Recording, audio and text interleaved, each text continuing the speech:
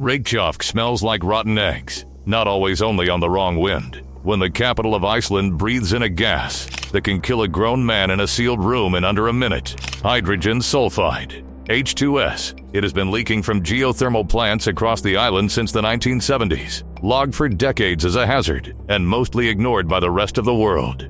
But here's what nobody outside Iceland was ever told. At a power station called Heli-C, through a project called Carbfix, engineers started doing something that sounds like fiction. They dissolved the gas in water. They pumped it 700 meters down into black volcanic rock. And in under 2 years, not centuries, not the thousands of years geologists had assumed, it turned to stone. Let that sit. What if the most dangerous gas in the room wasn't the enemy? What if it was the raw material? This isn't the CO2 to stone story every documentary already told you. This is the part they left out. The scale of this doesn't feel real until you put a number on it, and even then, it barely does. Humanity produced 38.11 billion tons of carbon dioxide in 2025, a record, set 1 year after the previous record. At the current pace, the entire remaining global budget for keeping warming under 1.5 degrees Celsius, roughly 170 billion tons, runs out in about 4 years. And hydrogen sulfide isn't even the famous villain in this story. It should be. American regulators classify it as one of the leading causes of workplace gas inhalation deaths in the country. It smells like sulfur, like something out of an older, harsher kind of warning. At Hellisheiði alone, roughly 16,000 tons of it drifted into the sky every year before anyone tried to stop it. This isn't a monster with a face, a factory with a name, or an army with a flag. It's a gas with no color, and in its purest form, barely any smell, easy to forget precisely because it refuses to be seen. You cannot corner an enemy you cannot see. The question nobody was asking out loud yet: if you can't outrun a gas, and you can't seal it in a tank forever, what do you actually do with something that toxic, that invisible, that old? For decades, the consensus among geologists was final. Carbon dioxide, once injected underground, behaves like a gas. It rises, it searches for cracks, it waits, sometimes for thousands of years, before finding its way back to the surface. Storing it safely meant finding a giant, sealed underground dome and capping it like a cork in a bottle, hoping that cork held for a millennium. Basalt, the volcanic rock making up 90% of Iceland, was considered close to useless for this. Too reactive, said the textbooks. Too unpredictable. Every serious carbon storage proposal on Earth pointed toward the same sedimentary basins oil and gas companies had already spent a century mapping. Iceland had none of that, only lava. Before you meet the person who broke this consensus, you need to understand how total it was. Sigurður Reynir Gislason had been a geochemist at the University of Iceland since 1985, the kind of scientist who spends an entire career measuring things too slow for anyone else to care about. How many centimeters of rock a river erodes per decade? How many molecules of calcium leach out of a lava field in a human lifetime? Patient work, invisible work. In the early 2000s, Gislason partnered with geochemist Eric Olkers, then at the CNR's Research Institute in Toulouse, France, to study exactly that: how basalt weathers and what happens to the carbon it quietly releases into rivers and oceans over geological time. This is where two rock scientists did something that changed everything. They noticed a reaction nature already ran for free over tens of thousands of years.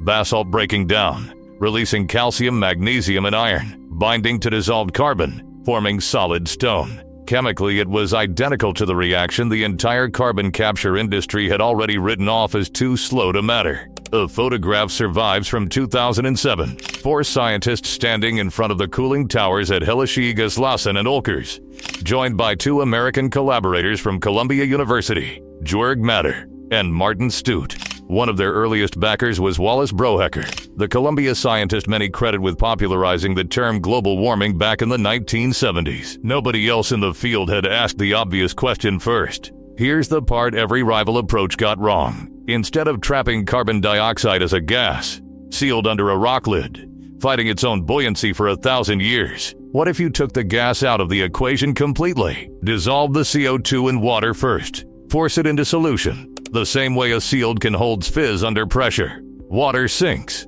gas doesn't.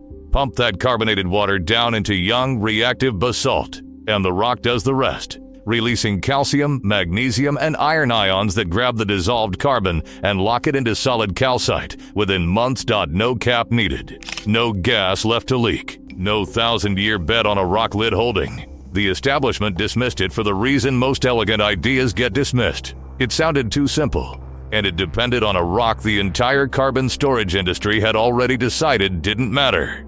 And the potential wasn't small. Scientists estimate reactive basalt worldwide, on nearly every continent, could theoretically hold over 700 gigatons of CO2, something like 18 years of humanity's current annual emissions, sitting in plain sight, in rock everyone had already stopped looking at.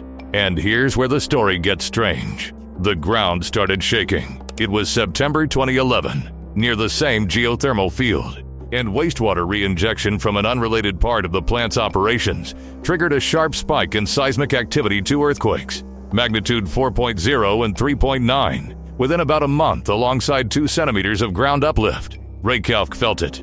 Headlines followed, and it was almost irresistible to assume the strange new project pumping gas into the earth was the cause. Lesser people walk away at this point. The team didn't. They went back into the data and isolated the real source, not the CO2 and H2S mineralization process, but a separate wastewater operation running at far higher pressure. Once injection rates were adjusted, annual seismic events above magnitude 2 collapsed from 96 in 2011 to just 1 by 2018. What they found shattered every assumption about how this technology needed to scale. Not one enormous high-pressure well daring the ground to push back, but networks of small, shallow wells spreading the pressure so thin the earth barely notices. That single lesson, learned from a crisis that wasn't even their fault, is the exact blueprint now built into every Carbfix project since. The proof arrived in 2016, and it was undeniable. 18 scientists, spanning Reykjavik Energy, the University of Iceland, CNR's Toulouse, and Columbia University, published their results in the journal Science. More than 95% of injected CO2 had mineralized in under 2 years, not the 10,000 years the textbooks predicted. 2. And it wasn't a fluke of Icelandic geology alone. In Washington state, the U.S. Department of Energy ran its own basalt injection test at a paper mill site, confirming the same mineralization after nearly 1,000 metric tons went into the ground. In Oman's Hajar Mountains, a different volcanic rock called peridotite turned out to mineralize CO2 even faster in under a year, using a natural process those mountains had already been running, unassisted, for millions of years. Commercial operations began in 2014. By the most recent counts, Carbfix has permanently mineralized more than 100,000 metric tons of carbon dioxide. Iceland's Rio Tinto aluminum smelter committed to becoming the first aluminum plant on Earth to capture and permanently store part of its own emissions. In May 2025, Carbfix secured Europe's first onshore permit for geological CO2 storage under the Use Carbon Capture Directive, clearing the legal path for something far bigger. That bigger thing has a name: Coda Terminal, a harbor at Straumsvik, built to receive liquefied CO2 shipped in from industrial polluters across northern Europe. Backed by a $115 million grant, entry into commercial operation is officially targeted for April 1, 2026, scaling toward 3 million tons mineralized annually by 2031, more than half of Iceland's own yearly emissions, arriving by ship from countries that aren't Iceland at all.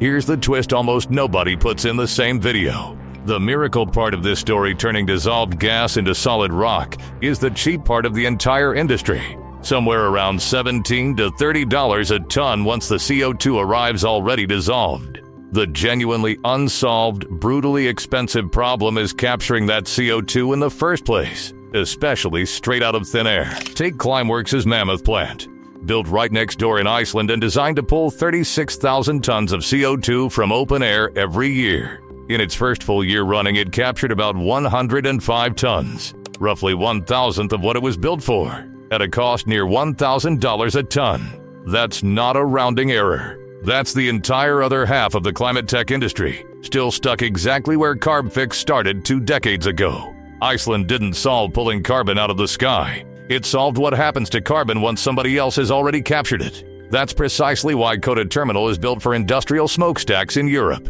not open air pairing the half-solved problem with the one part of this puzzle that already works at scale. One more strange detail before the close. Elon Musk's foundation helped fund part of this technology's validation, awarding Carbfix 2 milestone prizes in a $100 million XPRIZE competition, narrowed down from 1,133 competing teams to just 15. Not the rocket guy's usual headline. Here's the number that should humble everyone, including Iceland. 3 million tons sounds enormous, until you set it beside the 38 billion tons the world produced in 2025. It's a rounding error, a single drop, aimed at an ocean. But drops are how oceans start. 20 years ago, this was two geochemists studying how slowly a volcano forgets. Today, it's a harbor engineered to swallow other nations' toxic exhaust and turn it into the ground beneath a country of roughly 400,000 people. Not because the problem got smaller, because a handful of people refused to accept that slow was the same thing as impossible. Somewhere on Earth right now, in the same volcanic rock some geologists blame for the extinction of the dinosaurs 65 million years ago, another country just drilled its first copycat well, and scientists are already split on whether it will work at all. That's a story for another day. Right now, somewhere in your own life, there's a process everyone has already dismissed as too slow, too strange, or too small to matter. The same way basalt once was. What if you're the one supposed to notice it first?